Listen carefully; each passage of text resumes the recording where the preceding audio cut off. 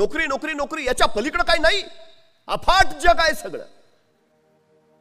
तुम्ही व्यवसायात यशस्वी होऊ शकता, तुम्ही उद्योगात यशस्वी होऊ शकता, पण अडचण काय आहे? आमच्याकडे पहिल्यापासून एक नियम घालून दिलाय. उत्तम नोकरी, मध्यम व्यापार आणि कनिष्ठ शेती. उद्योगाचा यात संबंधच नाही. तो करूच नाही, ते आपलं कामच नाही. मराठी माणसाला व्यापार जमत नाही, मराठी माणूस उद्योगात यशस्वी होत नाही, या मानसिकतेखाली आम्ही सतत दबतो आहोत.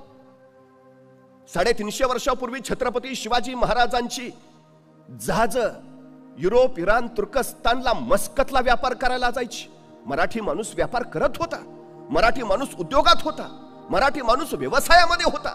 आम्ही ते विसरलो. आमची अडचण काय झाली आहे? आम्ही निवांत राहायला शिकलो आहे, आम्ही आराम करायला शिकलो आहे. सरकारी नोकरीचं बरं असतं, एकदा चिकटलं की डायरेक्ट रिटायरमेंटच. आधेमध्ये कटकट नाही. 11 ते 5 काम, ठरलेला पगार, निवृत्तीनंतर पेन्शन आणि पोराला आपल्याच जागेवर चिटकवायचं. विषय मिटला, आयुष्य सेट. आम्ही संकुचित मनोवृत्तीनं जगत राहतो. अधिक काही मिळवावं, अधिक काही करावं, ही अधिकची भावना आमच्यात नाही. ही आमची सगळ्यात मोठी अडचण आहे. हा सगळ्यात मोठा विषय आमच्यात आहे. आणि त्याच्याही पेक्षा जर वेगळं काही करायचं झालं तर आमचे आसपासचेच लोक सांगतात, जमणार आहे का, होणार आहे का, त्याचं काय झालं माहित नाही का. मी पहिली गोष्ट सांगतो की नकारात्मकता पेरणाऱ्यांच्या कोशातनं पहिल्यांदा स्वतःला बाजूला करा. एसपी अकॅडमीत या, इथं सगळे सकारात्मक ऊर्जा पेरणारी लोक आहेत, तुमचा उत्साह वाढवणारी लोक आहेत, तुम्हाला प्रोत्साहन देणारी लोक आहेत. हे सगळ्यात महत्वाचं आहे.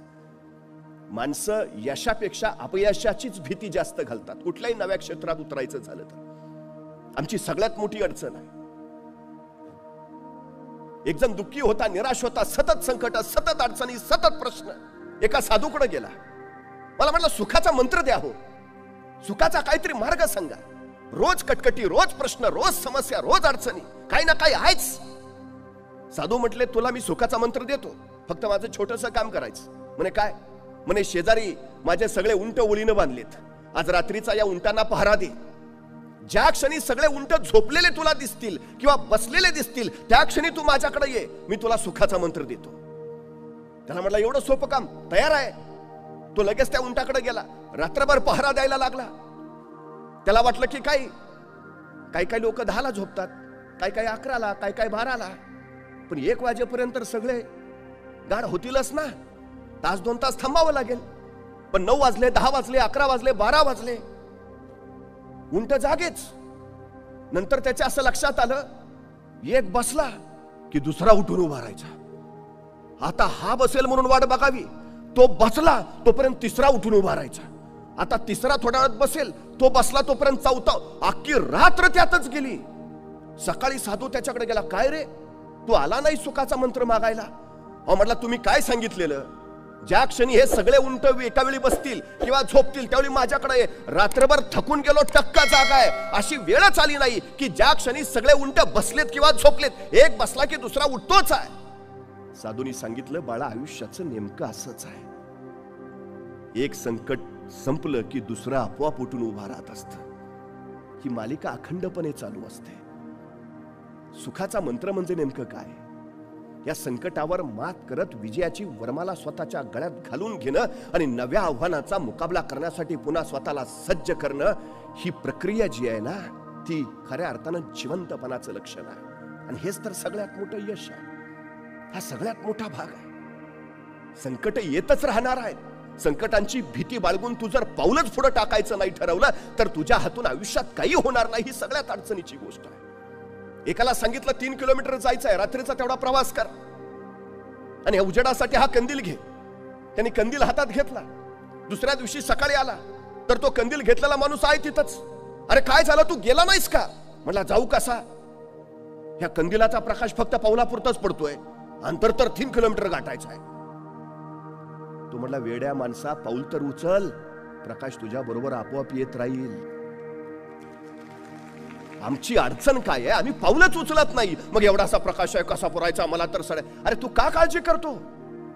प्रश्न साधे साधे असतात, आम्ही त्यात स्वतःला इतकं अडकून ठेवतो. समस्या छोटी का मोठी हे समस्या ठरवत नाही, ते आपण ठरवत असतो. तुमची मानसिकता काय आहे त्याच्याकडे पाहण्याची, तुमची दृष्टी काय आहे त्याच्याकडे पाहण्याची. तुमची दृष्टी ठरवत असते. समस्या प्रत्येक छोटीच असते, आम्ही तिला मोठं करून पाहत असतो. चुटकी सरशी सुटली की छोटी, आणि सुटली नाही की मोठी. नाही, समस्या ठरवतच नाही. थॉमस लिप्टन तुम्हाला माहिती असेल, चहाच्या व्यवसायामध्ये उतरले. धंद्यात प्रचंड नुकसान झालं, पण त्यांनी ठरवलं उतरलोय ना, सोडणार नाही. एका मोठ्या जहाजामध्ये त्यांनी सगळे चहाचे बॉक्स त्याचे भरले आणि व्यापाराला दुसऱ्या देशी जायचं म्हणून निघाला. जाता जाता समुद्रात प्रचंड मोठं वादळ झालं. जहाज भरकटलं. आता बुडतं की काय अशी अवस्था निर्माण झाली. तेव्हा जहाजाच्या कॅप्टननी सांगितलं, जहाजात जे जड सगळं आहे ते जड सामान पटकन उचलून समुद्रात फेकून द्या, नाहीतर आपण बुडलोच. तेवढा एकच मार्ग आहे वाचण्याचा. या थॉमस लिप्टन पुढे प्रश्न पडला. एकतर नवीन चहाचा व्यवसाय टाकलाय, त्यात एकतर धंद्यात आधीच खोटी झालीये, आणि आता हा बाबा म्हणतोय सगळा माल उचलून समुद्रात टाका, म्हणजे मेलोच. दुसरा कुणी असता तर माल टाकायच्या रीतीनं स्वतःला समुद्रात बुडवून घेतला असता. उपयोग काय आता. पण त्यांनी त्या संकटात सुद्धा संधी शोधली. बॉक्स फेकावेच लागणार आहेत जीव वाचवायचा असेल तर, पण त्या चहाच्या बॉक्सवर, प्रत्येक बॉक्सवर तिनं लिप्टनचा चहा प्या, ताजा लिप्टनचा चहा प्या असं लिहायचं, आणि तो बॉक्स समुद्रात टाकायचा. त्याला खात्री होती उसळणाऱ्या समुद्राच्या लाटांवर चहाचे बॉक्स तरंगत तरंगत अनेक देशांच्या किनाऱ्यावर पोहोचतील, आणि अनेक देशांना माझ्या चहाची ओळख होईल. अनेक देशांमध्ये माझा चहा पोहोचेल. हे संकटच मला उद्याची संधी निर्माण करून देईल. आणि ते खरं झालं. वादळ शमलं. त्यांचं जहाज लंडनच्या किनाऱ्यावर लागलं. थॉमस लिप्टन किनाऱ्यावर उतरला, आणि त्यावेळी त्यांनी पाहिलं लंडनच्या त्या किनाऱ्यावरची लोक लिप्टन चहा पित होते. त्यानंतर मात्र लिप्टननं मागं वळून पाहिलं नाही. संकट संधी देतात. आम्ही काय करतो, संकटांना कारण समजतो. सबबी भयानक अडचण आहे आमची. का कारण देतो आम्ही, मला प्रश्न पडतो. आमची परिस्थितीच नव्हती हो, शिक्षणच घेता आलं नाही, जातो म्हटलं मुंबईला, जाऊच दिलं नाही. अफाट कारण असतात. मी वारंवार सांगतो, संकटांचं संधीत रूपांतर करता यायला हवं. तुम्ही गरीब आहे ना, अरे उत्तम.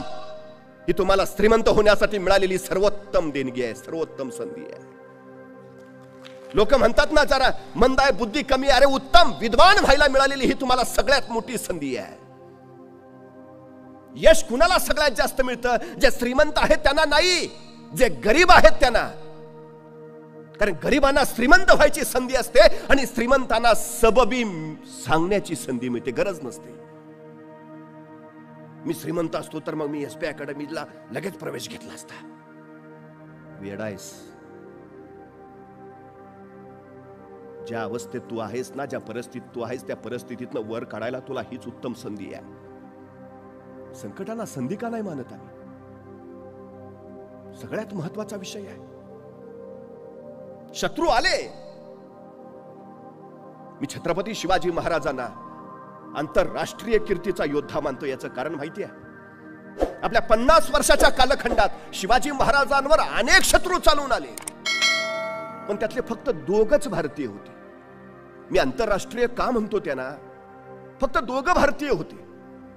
एक मिर्झा जयसिंग आणि दुसरा अफजल खान. हे फक्त 2 भारतीय. उर्वरित सगळे भारताबाहेरचे होते, परकीय होते, परदेशी होते. आणि महाराजांनी त्या सगळ्या परकीयांचा विरोध केला, सगळ्यांचा पराभव केला. म्हणून जगात त्यांच्या तोडीचा दुसरा योद्धा नाही. जगातल्या सर्वोत्तम योद्ध्यांचा शिवाजी महाराजांनी पराभव केला आहे. पण ज्यावेळी महाराजांच्या लक्षात आलं हे इंग्रज असतील, पोर्तुगीज असतील, डच असतील, हे समुद्रावर हल्ला करतायत. जमिनीवर जन्माला आलेला हा राजा पाण्यावर युद्ध खेळायची महत्वाकांक्षा राखून राहिला. समुद्र आमचा, पण त्या समुद्रात जहाज उतरवायचं झालं तर पोर्तुगीजांची परवानगी लागते. कसं सहन करतील महाराज? हा देश आमचा, मग इथं उद्योग ही आमचेच हवेत, व्यापार ही आमचाच हवा. आम्ही का नाही विचार करत? हा माझ्या महाराष्ट्रात इथं येणारा माल कुठून येतो? तो कोण निर्माण करतो? माझ्या पोरांच्यात क्षमता नाही, माझ्या पोरांच्यात कौशल्य नाही, की माझ्या पोरांच्यात बुद्धी सामर्थ्य नाही? परक्याने व्यापारी म्हणून यावं आणि राज्यकर्ते बनावं अशी अवस्था वारंवार का येते? कारण आम्ही फक्त चाकरमानी म्हणून घ्यायला धन्यता मानतो. नोकरी हा आमचा धर्म बनतो. स्वतंत्र काही करावं, नवं काही निर्माण करावं, ही जाणीव आमच्यात निर्माण होत नाही, याचा फायदा इतर घेतात, ही सगळ्यात मोठी गोष्ट आहे. रिकाम्या जागा आहेत म्हणून ते येतात. त्या रिकाम्या जागा जर आम्ही भरून टाकल्या तर अडचण काय आहे? समुद्रावर युद्धाची ज्यावेळी वेळ आली त्यावेळी महाराजांनी स्वतःचा आरमार बनवला. कधी भारतीय नौदलात गेला तर नौदलाच्या प्रवेशद्वारावरच लिहिलंय, भारतीय आरमाराचे जनक छत्रपती शिवाजी महाराज. जहाज ती कुठून आणणार? इंग्रजांकडनं विकत घ्यावी लागली. पण इंग्रजांनी उद्या ती देणं बंद केलं तर? जी माणसं स्वतःच्या पायावर उभा असतात त्यांना कोसळण्याचा धोका नसतो. जी माणसं दुसऱ्याच्या खांद्यावर उभा असतात त्यांना सगळ्यात जास्त ढासळण्याचा धोका असतो. उभा राहायचा आहे ना तर स्वतःच्या पायावर उभा राहा. नोकरी करतो, उद्या काढून टाकलं तर? परवा कोरोना सारखी आणखी परिस्थिती आली तर? नोकरी करणं म्हणजे दुसऱ्याच्या पायावर उभा राहणं, स्वतःच्या नव्हे. स्वतःच्या पायावर उभा राहायचं असेल तर स्वतःचा उद्योग करावाच लागेल, स्वतः व्यवसायात स्वतः उतरावं लागेल. हे सगळ्यात महत्वाचं आहे. महाराजांनी तेच ओळखलं. कल्याणला जहाज बांधायचा स्वतःचा कारखाना काढला. मराठ्यांची जहाज दर्यात फिरू लागली, पण अडचणी यायला लागल्या. अवजड तोफा घेऊन ज्यावेळी जहाज समुद्रात जायची, त्या जहाजाच्या वर त्या तोफा ठेवलेल्या असायच्या आणि त्या तोफांच्या ओझ्याने जहाज डचमळायचं. तोफेचा गोळा पुढे सुटला की दाब मागा पडायचा, जहाज पाण्यात बुडायचं. सबब नेम चुकायचा. महाराजांनी विचार केला, काहीतरी केलं पाहिजे. समुद्रातलं, जहाजातलं, आरमारातलं काही ज्ञान नाही, तरीही महाराज विचार करतायत, काही केलं पाहिजे. आणि महाराजांनी एके दिवशी विचार केला. विचार करून महाराज कल्याणच्या कारखान्यात गेले. तिथल्या कामगारांना जवळ बोलावलं आणि सांगितलं, मी सांगतो तसं जहाज तयार करा, मी सांगतो तसं. आणि महाराजांनी सांगितलं असं असं असं, आणि तसं तसं जहाज तयार केलं. तत्कालीन काळात पाण्यात अत्यंत जलद गतीनं पडणार, किती ओझं ठेवलं तरी पाण्यात न डचमळणार, तोफेचा गोळा पुढे सुटला, दाब मागा पडला तरी पाण्यात न बुडणार, असं विलक्षण जहाज महाराजांनी निर्माण केलं. महाराजांनी या जहाजाचं नाव ठेवलं संगमेरी. ज्या इंग्रजांकडनं जहाज विकत घ्यावी लागायची त्या इंग्रजांनी महाराजांना पत्र पाठवलं, तुम्ही तयार केलेलं जहाज आम्हाला विकत देता का? आम्ही इतरांकडनं का विकत घेतो? आम्ही का विकणारे होत नाही? आम्ही इतरांकडे नोकऱ्या मागणारे का होतो? आम्ही का नोकऱ्या देणारे होत नाही? आमची स्वप्न किती आहेत? काही माणसं पैशाची गुंतवणूक करतात. पैशाची गुंतवणूक कधीच करायची नसते. गुंतवणूक बुद्धीची करायची असते, गुंतवणूक कौशल्याची करायची असते, गुंतवणूक कष्टाची करायची असते. या तिन्ही गोष्टींच्या गुंतवणुकीवर मग पैसा बनवता येतो. आमची सगळ्यात मोठी अडचण आहे ती ही आहे, मला वाटतं पैसा गुंतवला पाहिजे. 4 रुपये पेरले तर 40 उगवतील, नाही. तुमच्याकडे पैसे नसले तरी हरकत नाही. महाराजांकडे काय होतं? कारण देत नाही बसले. कोणी तोफ्या दिल्या तर उडवून म्हणतो, कोणी सैन्य दिलं तर लढीन म्हणतो. मुळात तुम्हाला इच्छा हवीच. इच्छा असेल तर जिद्द येते, जिद्द असेल तर आत्मविश्वास येतो, आणि आत्मविश्वास असेल तर क्षमता कौशल्य आपोआप निर्माण होतं. हे सगळ्यात महत्वाचं आहे. परवा एकाला मी म्हटलं, काय रे 100 मीटर अंतर किती वेळात पळशील? तू बोले नाच. 100 मीटर अंतर किती वेळात पळायचंय का? अरे हो, किती वेळात पार करशील? 100 मीटर म्हणजे किती? मग त्याला अंतर सांगितलं, बाबा इथून तिथपर्यंत जायचं म्हणजे 100 मीटर. किती वेळात पळशील? 5 मिनिटं लागतील. अरे ऑलिम्पिकचं रेकॉर्ड 9 सेकंदाचा आहे. 5 मिनिटं काय सांगतो? 1 मिनिट सांग, 2 मिनिट का 5 मिनिटं? नाही, आपल्याला तेवढाच लागतो. अरे जमेल ना तुला? मला माहिती आहे ना माझं, मला माहिती आहे ना मी किती वेळात. 5 मिनिटं लागतील. अरे प्रयत्न, अहो मला माहिती आहे, पण तेवढ्यात कुणीतरी ओरडला, रे पर कुत्र मागं लागलंय. इतक्या भयान वेगानं पळत सुटला. 7 सेकंदात 100 मीटर.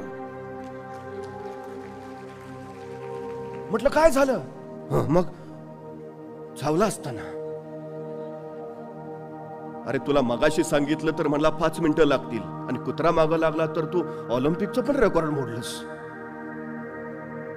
ऑलिम्पिकचं 9 सेकंद आहे, तो 7 सेकंद. म्हणजे क्षमता नाही का तुमच्यात? क्षमता आहे.